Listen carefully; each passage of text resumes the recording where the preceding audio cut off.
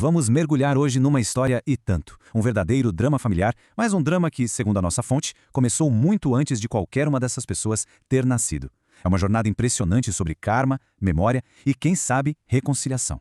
E tudo começa com essa frase. Palavras de puro pavor gritadas por um menino de 12 anos, o JB, que estava internado num sanatório. Foi esse grito de desespero que deu o pontapé inicial para uma investigação muito mais profunda sobre a origem de um medo que ninguém conseguia explicar. E é exatamente aqui que a gente entra no mistério central dessa história. Por que, afinal, esse menino tem um pavor tão absurdo, tão violento do próprio pai? A situação toda é um paradoxo, não faz sentido. O menino se dá bem com todo mundo, é um garoto dócil, amável, menos com o pai. Qualquer tentativa de aproximação do pai termina num colapso, numa crise tão violenta que ele precisa ser levado para o hospital.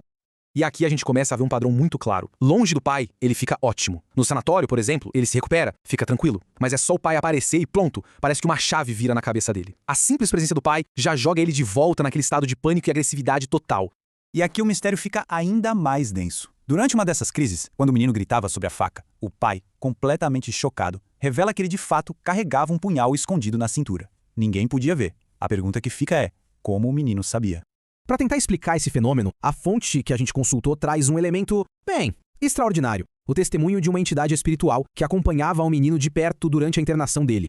Pois é, essa entidade se apresenta como o espírito do pai do menino, mas de uma vida passada. E veja só, não era uma força do mal não. Pelo contrário, ele agia como uma espécie de protetor, tentando dar coragem para o garoto. E foi através desse espírito que a origem de todo esse drama finalmente veio à tona. Esse espírito, então, revelou uma história trágica, um evento de uma outra existência que conecta todas essas pessoas de um jeito que ninguém poderia imaginar. A sequência de eventos que deu início a tudo isso foi rápida e brutal.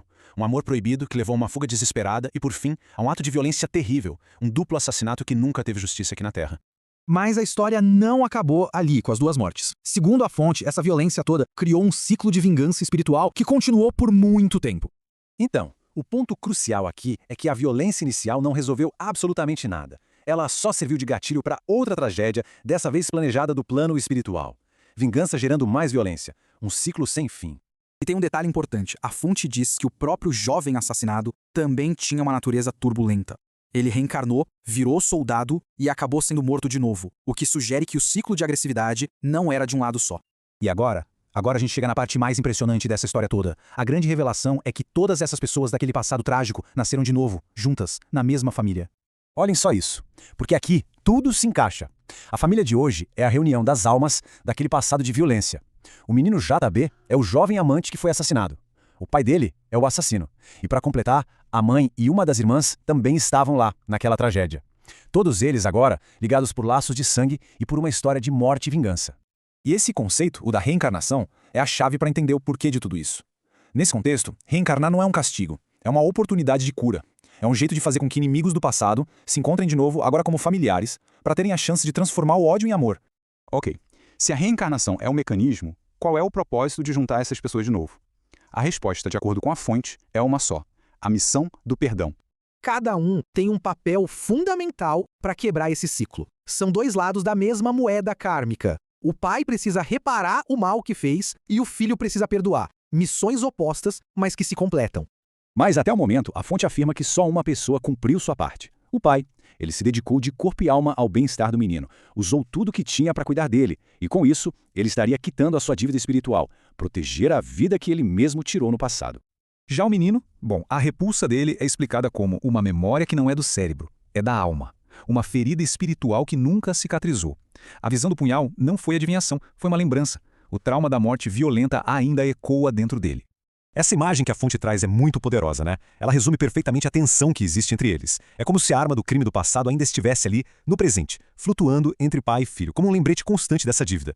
E a fonte nos deixa com essa reflexão profunda. Como é o dia a dia dessa família? Uma casa onde o filho olha para o pai e vê o seu assassino, e o pai olha para o filho e vê a vítima que ele precisa proteger a todo custo. E aqui está o ponto final, a ideia mais provocadora de todas. O teste definitivo é se o filho, a vítima, vai conseguir escolher o perdão em vez da vingança que o espírito dele ainda sente. A grande questão que fica no ar é, será que o amor desta vida vai ser forte bastante para finalmente apagar o ódio da vida que passou? Esta foi uma das aulas da nossa Escola Sem Livros. Ajude-nos com sua doação para continuarmos levando gratuitamente esse ensino para presídios para adultos e adolescentes, comunidades, escolas e outras ONGs.